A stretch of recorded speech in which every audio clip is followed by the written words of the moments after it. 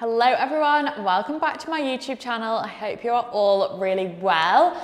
Today I am coming with another Lessons with Lydia, and this is all about styling dilemmas. So if you are new here, my name is Lydia and my channel is focused on maximizing your wardrobe and giving you the tools to take away to create your own style. And if you have been watching my content and not subscribed yet, make sure you hit that subscribe button whilst I've still got you here.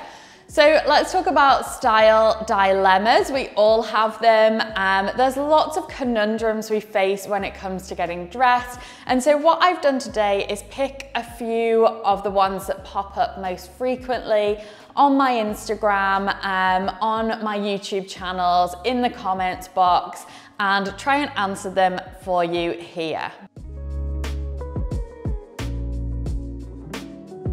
So my first one is definitely a kind of spring transitional related question. You can apply this for autumn as well. But the first is that you want to dress like spring, but you're always too cold, particularly when it comes to footwear. I think sometimes we think spring is warm, but actually it can be very cold. So how do you create that spring-like look while still kind of feeling quite warm? So there are a couple of ways to do this. One thing I've been enjoying recently is pairing my loafers with socks. So the loafers feel a little bit more spring-like, but you're also keeping that warmth there, and it makes your loafers really comfortable as well. Easy to wear, your ankles then don't get cold, and actually you're just gaining bonus style points as well because socks and loafers are a big trend at the moment, but obviously it's keeping you nice and warm. So you're doing that in a stylish way, and it's really easy and affordable as well. I would say with that, you can wear things like straight, long jeans. You can wear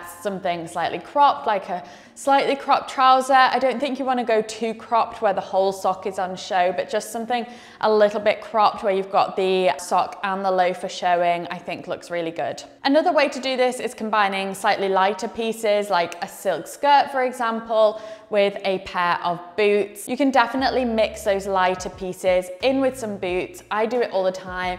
It looks really good. It keeps you nice and warm, and you've still got that element of something a little bit lighter. You can even go for a lighter color with black boots, and then maybe add a little bit of black at the top. You could go for a black belt, black cardigan, black top to balance out the black boots, but you can definitely wear your boots with those lighter weight fabrics and skirts. I actually think denim with boots also looks really nice.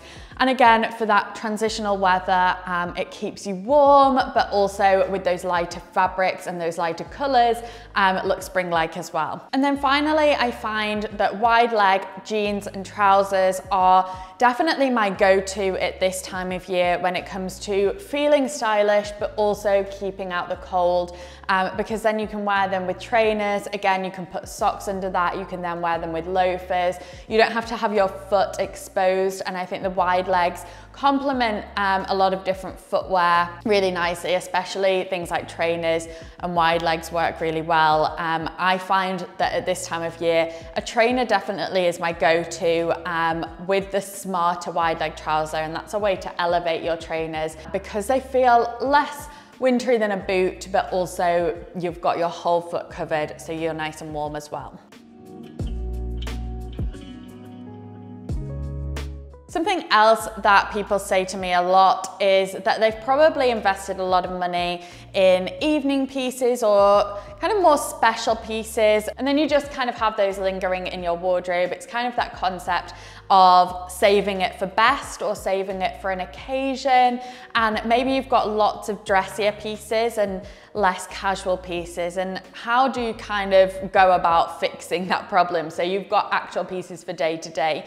One thing I would say is start with your basics and really kind of build up that wardrobe of basic pieces. I've actually just done a whole video on the basics that you need. So it was 11 categories, and then you can kind of branch out into different colors and shapes within those categories. But those 11 things are your core basics. So go and check that video out if you haven't already. So that is where I would start. But then also I think people really neglect to wear dressier pieces in the daytime and dress them down, and that's where your basics come into play. That you don't have to wear evening pieces just in the evening, or perhaps we just save like a blazer, a smart blazer for evening wear, but actually in the daytime they look really cool dressed down as well. For example, in the spring, maybe we like a very pale light colored blazer or a jacket, and it's really nice to then combine that with maybe a pair of jeans and a white t-shirt in the daytime and a pair of trainers. And this then opens up your wardrobe to a lot more styling options when you start to see your evening pieces differently. I also think just using denim is a really useful way to dress down your evening pieces. For example, you could have like a sequin jacket or a top. You can actually dress that down with denim, wear it for a nice lunch in the daytime. So think about the fabrics and pieces you can use to really dress down those evening outfits. Okay, my next one is a really big one that I get asked, especially on YouTube, all the time, and that is that current trends don't suit you, don't suit your body shape, and you want to kind of feel modern and current, but you don't feel like it suits you. So I think this is really, really important to say that you don't have to do everything literally and take a trend as it comes. You don't have to do the oversized look head to toe. I know a lot of people talk about their height and feel like they can't wear everything oversized, but of course, everybody needs to tailor things to their style, their bodies.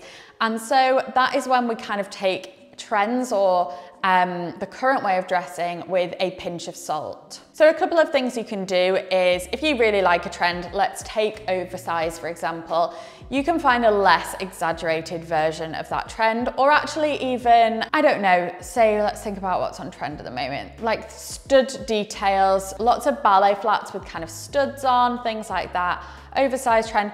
Just find a way to incorporate that in a more minimal way. Just find the least exaggerated version of that piece. It might be a ballet flat and it just has studs across a Mary Jane strap. It could be just something really pared back and really simple. It could be something that feels a little bit oversized. Maybe something has a slight oversized arm on it, bit of an oversized shoulder, but it doesn't have to be the literal trend of head to toe oversized. You need to find ways to make it work for you. And on that note, I think it's really important to work out what trends do work for you, or not even trends, but just ways of dressing and modern ways of dressing.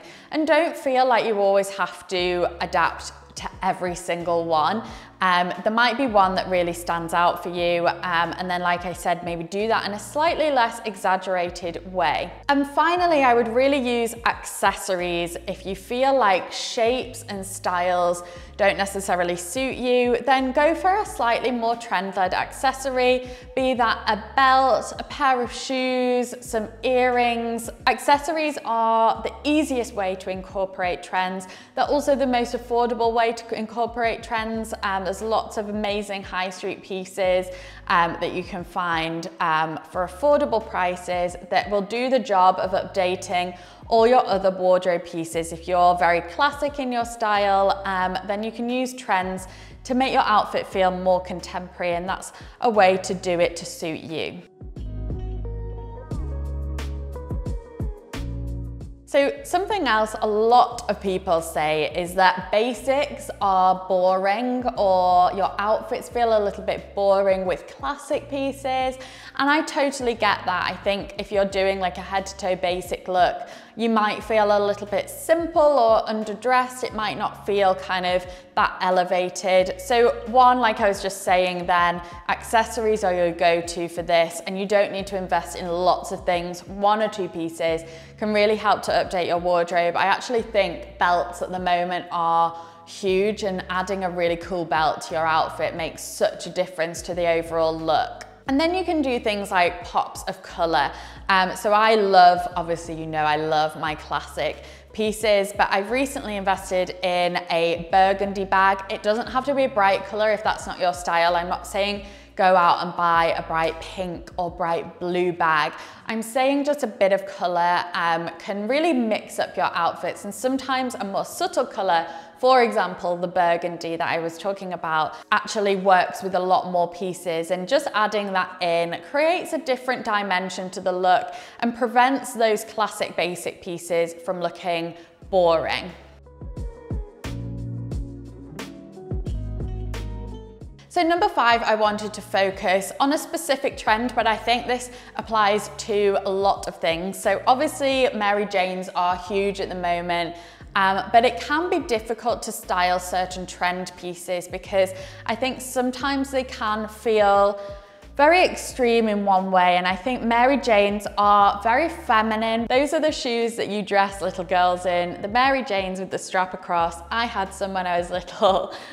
We've probably all had some. And so they can feel quite young and girly. And so how do you make them feel a little bit more grown up and sophisticated? So I would say if ever there is a trend like that where it feels quite extreme and quite young, then I would say kind of contrast that with sharper feeling pieces. Basics, tougher fabrics, things like denims and leather work really nicely against these very feminine girly shoes. Also, I would say if you don't really want to go down that girly route, and there's nothing wrong with that, but I know a lot of people don't want to go down that route, they want something a little bit more sophisticated and polished, then I would say go for kind of block prints. Everything very simple and clean looking, very crisp looking. You don't want any ruffles, any patterns. I would definitely avoid pattern, any frills, just avoid all of that with your Mary Janes if you're trying to create a bit more of a grown-up look. Just let them do the talking, let them do the trend, and then keep everything else very minimal. You might want something like a sharp shoulder pad, a boxy blazer, some tougher denim, and that is a way to do those more kind of feminine girly trends. Okay, so dilemma number 6 is definitely something I think a lot of people feel guilty of, not even feel guilty of, but just want to break free from because they kind of dress like this in their everyday. And that is always wearing leggings for casual outfits. I see them all the time. Everybody is just in leggings and trainers, and there's absolutely nothing wrong with that. If you feel comfortable in that and you love that outfit, then go for it. But if you feel like you're in a bit of a rut of wearing that all the time, but still want to be comfortable in your day-to-day life, there is a few things you could kind of branch away from and do differently. So one, I think, is like an elasticated paper bag jean. Zara do some really good soft ones. I think that kind of comfy elasticated waist and paper bag style just have that very relaxed casual feel. Then if you want to, you can add very simple comfy t-shirt to it and then smarten it up with a blazer, and it creates that same kind of look that leggings would, but just feels a little bit different. Any kind of drawstring waist, I think, as well, very, very comfortable. Again, on Zara, I'm sure I've seen some like wide leg drawstring waist trousers, cargo style trousers work really nicely as well. And I also think just like a matching jogging set also looks a little bit more elevated than just wearing black leggings with a contrasting hoodie. I think having some like nice, smart, soft joggers like Varley do the best, softest pieces in matching sets, I think just looks a lot smarter. You're still really, really comfortable. It's athleisure at the end of the day, but it's just a little bit more elevated than your leggings. So tip number 7 is specifically about the oversized look that is so in at the moment. Honestly, I can't see it going anywhere, but I know a lot of you have a problem with the oversized look because you feel like there's too much fabric. I personally love oversized. I love all oversized everything. Again, like I was saying before, you don't need to take this too literally. You don't need to go head to toe oversized for one, but there are also ways to make the oversized look less oversized. So one of those ways is by exposing the wrists and ankles. So if you roll up your sleeves, have your ankles on show, you can then see your body underneath the fabric, and it just kind of has that contrast against the very oversized fabric.